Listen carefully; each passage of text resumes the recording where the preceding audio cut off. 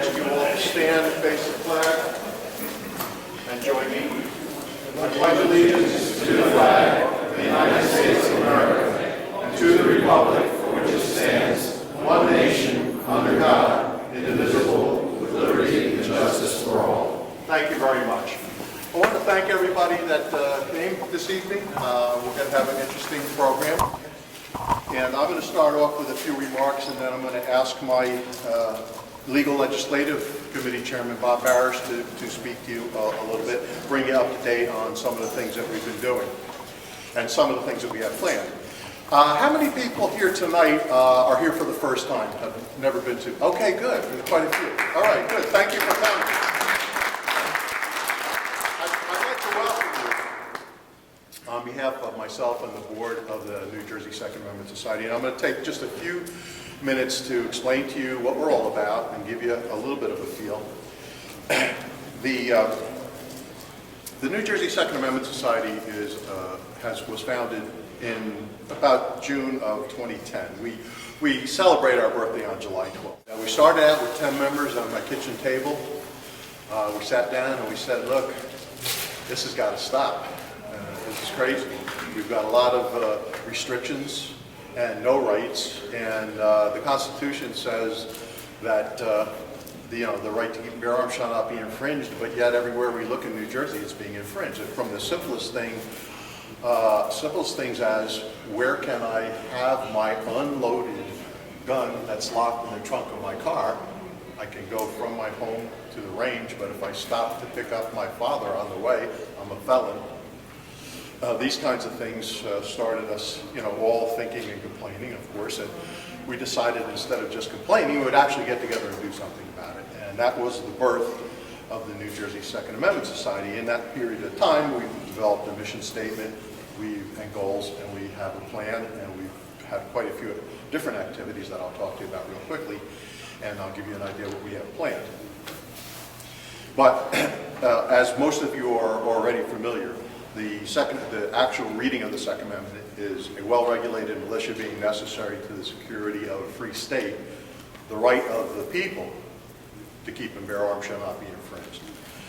It's already been settled, as you probably already know, in the Supreme Court that this is not a right that applies to the militia, that it's an individual right. This has been decided by SCOTUS in the Heller case in D.C. and the McDonald case in Chicago. So that's no longer a question. For a lot of years, people bantered about that, well, this was a right of the militia and not the people.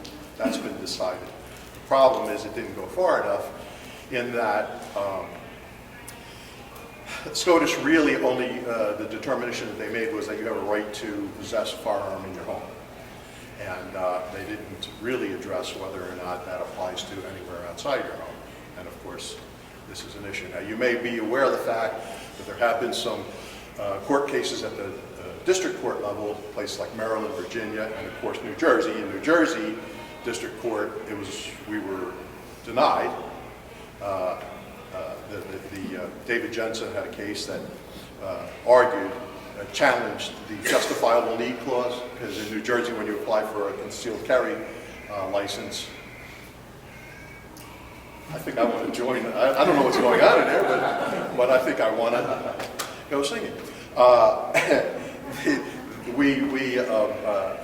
They challenged the justifiable need clause, and unfortunately, in the Newark Federal District Court, we were denied. And of course, we're the SAF, the Second Amendment Foundation, David Jensen, are appealing that decision. And there are other cases that have been determined better. The ones in Maryland and Virginia basically had the opposite decision, which was basically that it's obvious. It was obvious to those district courts that the right to keep and bear arms extends beyond the home. So this is being, as we sit here, these cases are moving closer to the Supreme Court level, and hopefully they'll be decided. Now, rather than go into a lot of explanation about things that you may or may not be interested in, what I'd like to do is something a little bit different tonight for a few minutes. First of all, the stated goal. Good evening, sir. Come in and join us. Have a seat. Make yourself comfortable. Welcome. The goal of the New Jersey Second Amendment Society is to restore and preserve the right to keep and bear arms in New Jersey and across the nation. That's our goal. Our mission is a three-part mission, and I call it to promote, educate, and motivate.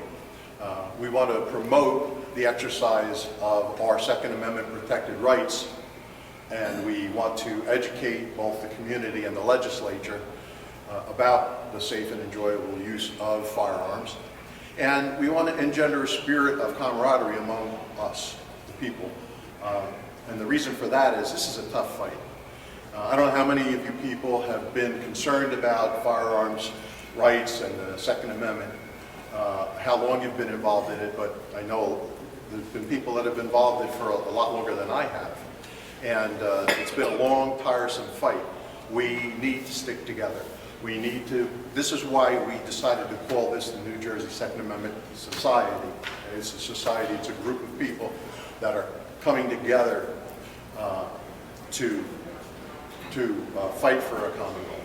And hopefully what you're going to see in the near future, well, we have a picnic scheduled, which we want people to please really consider joining us for that. We kept the price down to really a nominal fee just to cover the costs.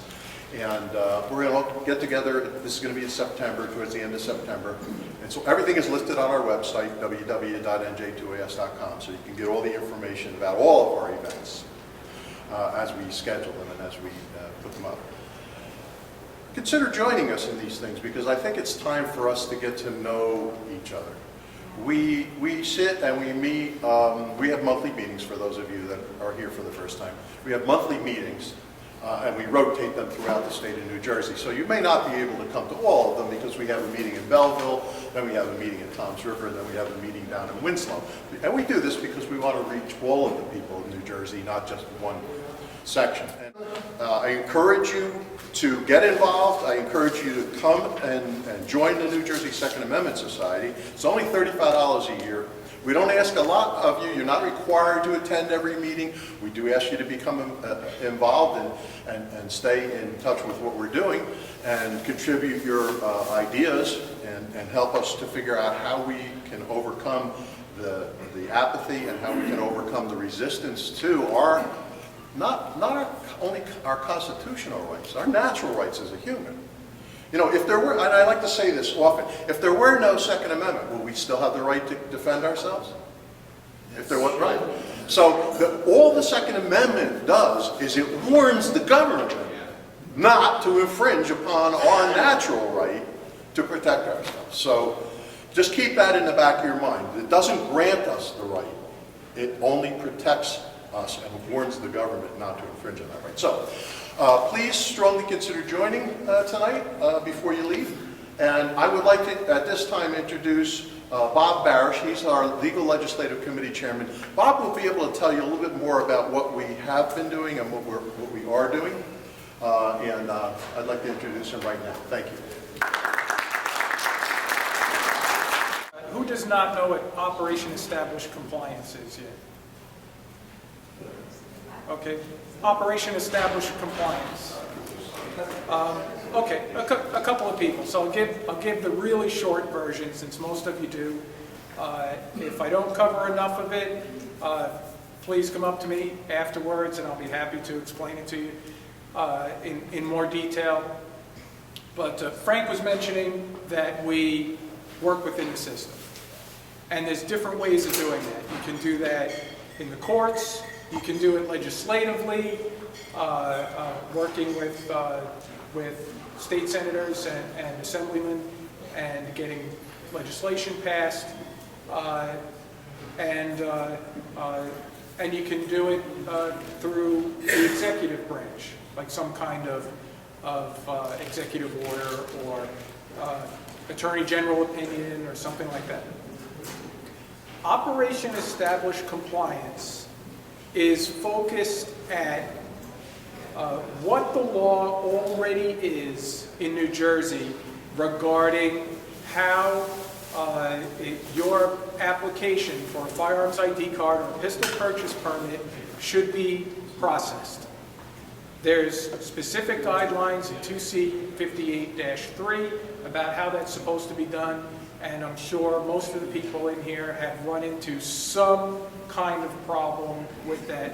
Some towns are great, and some towns aren't. From our research, we believe that a little over 30% of the towns out there have additional forms that are illegal, and about 70% of the towns out there take longer than 30 days.